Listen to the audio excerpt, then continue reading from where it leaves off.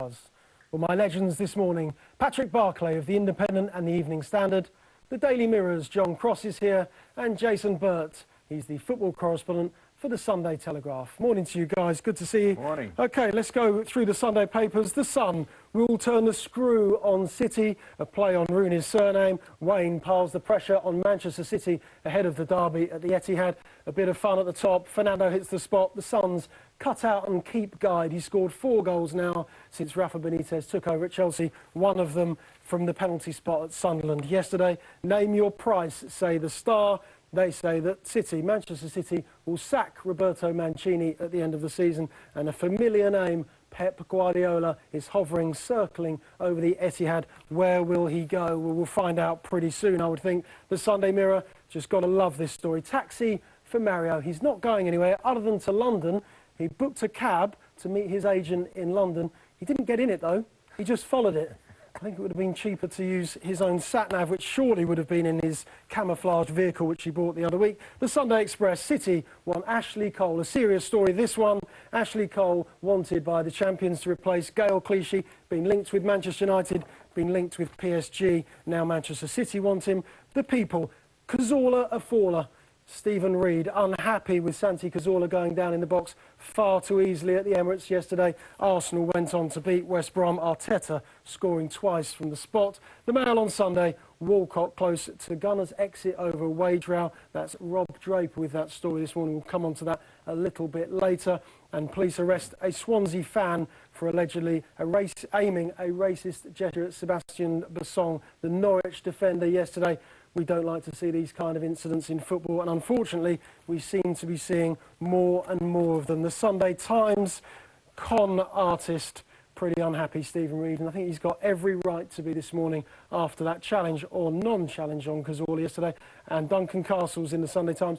Bayern Munich joining the race for Pep Guardiola. They want him to join the German Giants next season. The Independent, ridiculous television scheduling could cost us the title, fears Ferguson. Nothing to do with today's televised game against City. He's talking about next year and their Champions League run. He says that the catalogue and the number of fixtures will affect their title chances. Balotelli gamble.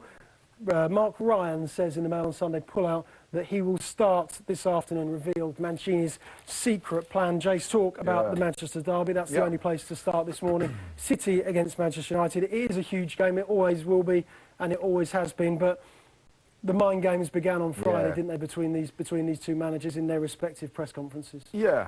Well, I mean, this is where you get Alex Ferguson, you get mind games. It's infected the whole league, and I don't know whether it's become tedious or an exciting part of the furniture. I mean, for these boys, they probably don't know a league. They don't know football without mind games, and it's a lot of it's down to Ferguson. There didn't used to be any. I mean, Bob Paisley didn't play mind games as far as I can remember. What, Brian Clough? No, not particularly. Only with one person. Who was that? Don Revie, but he did. I don't think he went in for. Oh, it was a decent shout, but no, and I don't know now whether Ferguson does it for reasons of effectiveness or simply as a habit. Yeah. You know, like coughing or smoking. We expect him to. Yeah, exactly. He'd just feel uneasy if he didn't do it. You know, like having a shower before you go to a party or something like that. But it's not. I mean, I'd love to see some. I'd love to see an analysis of whether it helps Manchester United to win games or winds up opponents to beat them. There was a very clear point he made on Friday, though, about the penalties, wasn't he? Which actually was wrong, wasn't it? He said that City have had 21 penalties more than anyone else. Well, Man United have had 21 as well. I think the point he was trying to make is they've had an awful lot of penalties at home. I think they've had 20 of those penalties at home or something. Now, listen, that was such an obvious point that he was trying to make there, wasn't he? It's the referee for this today's game, and also then talking about the penalty against Everton and how soft that was, you know, for the shirt putting in the area. And he claimed that, you know, that's the first time it's ever been given in 10 years that he was given a penalty for that offence.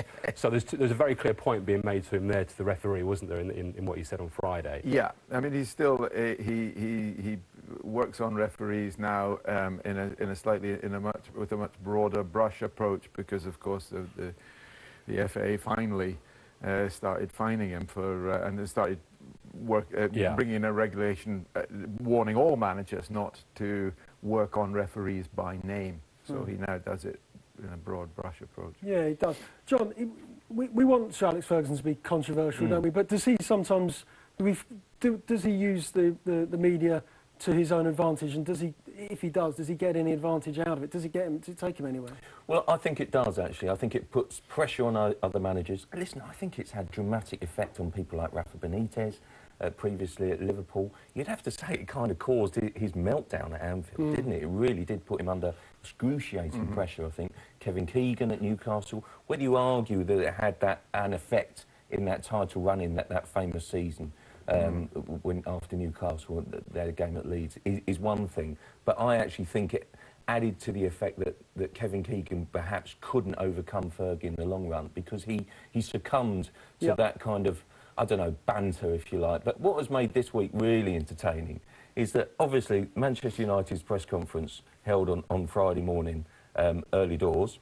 The Manchester troops then go and see Fergie, get his accusations, and then Manchester City hold theirs round the corner an hour and a half later. So they're able to go straight from one press conference to another to put it straight to Mancini. And I think Mancini last year suffered at times, but then obviously overcame it to win the title, and then gave a little bit back about accusing Ashley Young trying to take swimming. Do you think lessons. they should start tossing a coin and see who goes first on a Friday press conference, whether it should be Fergie or Mancini then in future? Maybe that's... Absolutely. Maybe. It's a way forward, isn't it? Because, honestly, I do think that Mancini handled himself well this week, and I think he's come out of it. And yes, he's taken that advantage, he's got the advantage of knowing what Fergie said. But he's a strong manager. He's made blips this season.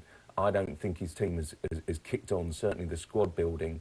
But I think in terms of being able to handle the Fergie mind games, I think he's as good as there's been, really. Jason, do you think that there is a mutual dislike, a loathing for each other, or is this strictly professional? He's the manager. Mancini's the manager of Manchester City. Sir Alex Ferguson at United.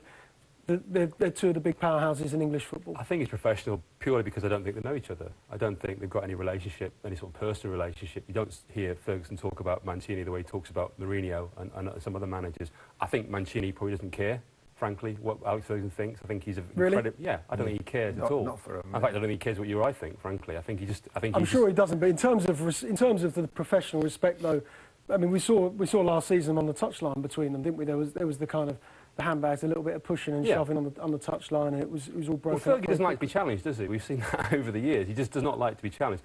And, you know, these are now the noisy neighbours who, on Friday, he said are now screaming, never mind being noisy. So he is well aware of the challenge that are being posed by Manchester City, and they're not going to go away, are they, as a club? You know, they are there for good now in terms of the investment, the finances at the club. It's probably driving him on to a certain extent, isn't it? You know, the last thing he wants is, you know, he's seen off all the different, look at all the different clubs he's seen off, Liverpool, Arsenal, Chelsea, and now the biggest challenge is down the road, literally. So, you know, I'm sure that's what's obviously sustaining. Let's move on. Interesting story on the back of the Star. Name your price. Paul Brown saying that Manchester City have already made the decision, John, that they will sack Mancini at the end of the season. Now, I'm sure that Manchester City will feel or say very, very differently today, and they certainly did last week. But Mancini, having won the league last season, having been in a brilliant position already this season, they're unbeaten. Is it right that Mancini is under pressure? Well, I think he's under pressure for one reason, and that's the Champions League. I think how on earth could you question a manager who's just won the Premier League? He's sitting quite nicely now in the title race, still unbeaten. And yet, if we are going to go down the route that Manchester City want to be a global force and establish themselves not just in Europe, but worldwide, then surely they have to be better in the Champions League and more ambitious to win the Champions League. It's funny, isn't it? I think when we talk about Mourinho and Guardiola here, there's going to be a managerial merry-go-round this summer. I think both of those guys will be available.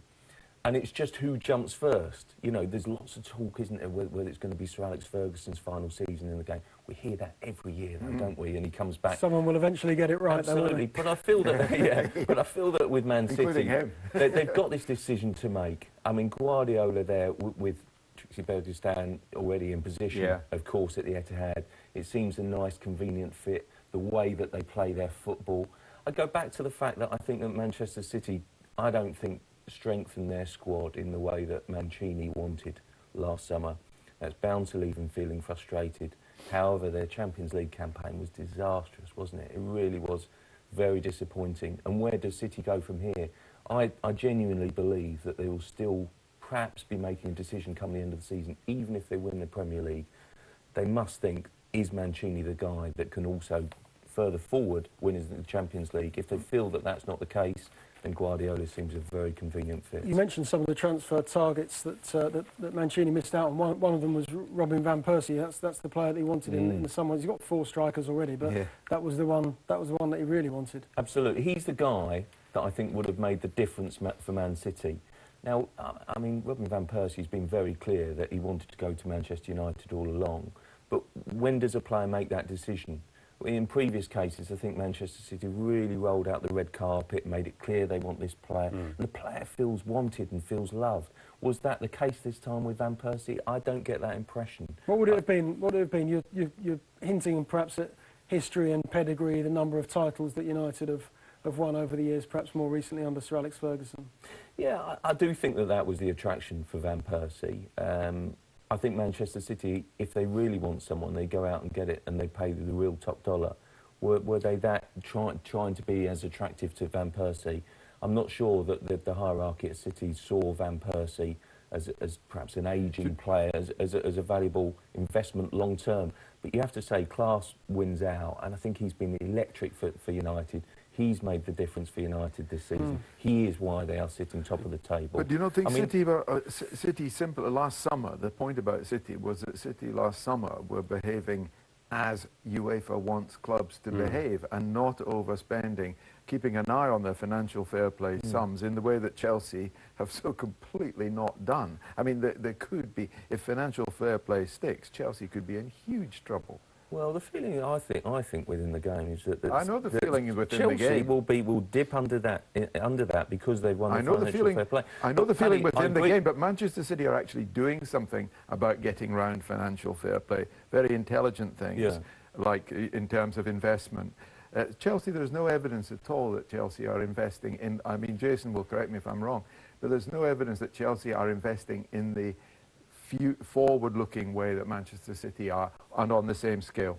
In terms of what, though, Paddy? What do you mean? The academy. Well, I mean, to be fair, it's a bit of Chelsea. They've already done that, haven't they? I mean, they've already invested heavily. They've already built all this sort of infrastructure for the club. I mean, I think that obviously the success they've had on the field has helped them hugely. Manchester City will be on a bigger scale. Yeah, it will be on a bigger scale, absolutely. There's a whole sort of Etihad campus project there. I mean, I do agree that I think that, you know, Van Persie has made the huge difference. It was interesting on Friday, I was up there in Manchester, and Fergie was very dismissive of the chances of City had in the summer of getting him. He said no, he was always going to come to Manchester United, and I think he's right. And I think City did make a huge offer towards Van Persie, but he made it quite clear that he wanted to go to United. Who's got a stronger partnership this afternoon? So it's Rooney and Van Persie up front for Manchester United, Balotelli and Aguero. We think Balotelli will play. Where is the balance of power in those two teams? From those, for me, Manchester United every time, because I think that Van Persie is such a quality finisher, and then the balance comes in that Rooney is the workaholic. He really creates the openings and the chances, while the other two guys might have more international pedigree.